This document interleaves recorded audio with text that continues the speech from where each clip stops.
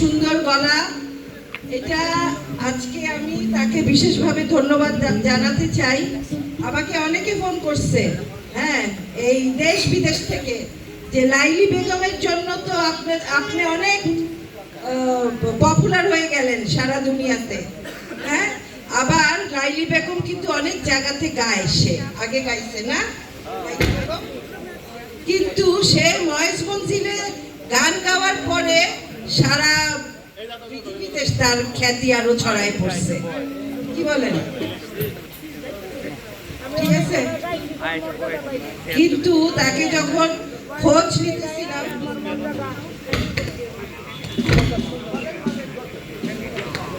আমি অনেক জায়গা গান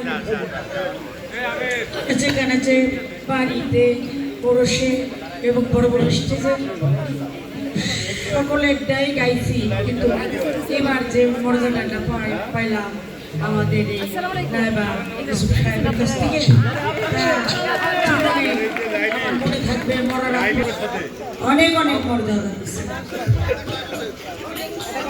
আগে প্রথমে এখানে আমি একটু পরিচয় করিয়ে দিতে চাই।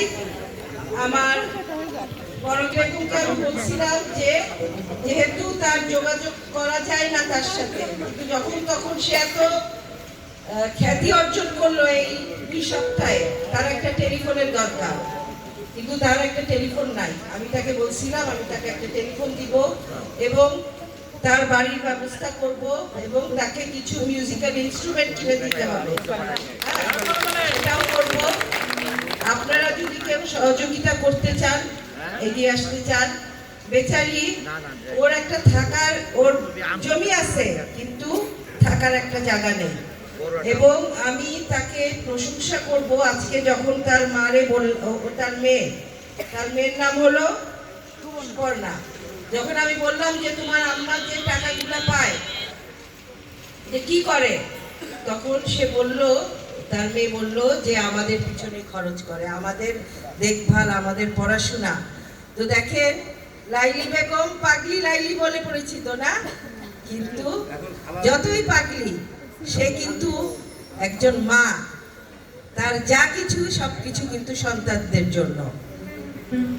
এটাই হলো মায়ের সারা পৃথিবীতে, যখন মা সে পাগলি হোক আর যাই হোক, সন্তানরা কিন্তু বঞ্চিত হয় না পাগলি মায়ের থেকে। হ্যাঁ, এবং সে সন্তানদের সুন্দরভাবে মানুষ করছে, এবং তার একটা বাড়ি নাই বলে সে জায়গায় জায়গায় তাকে থাকতে হয়।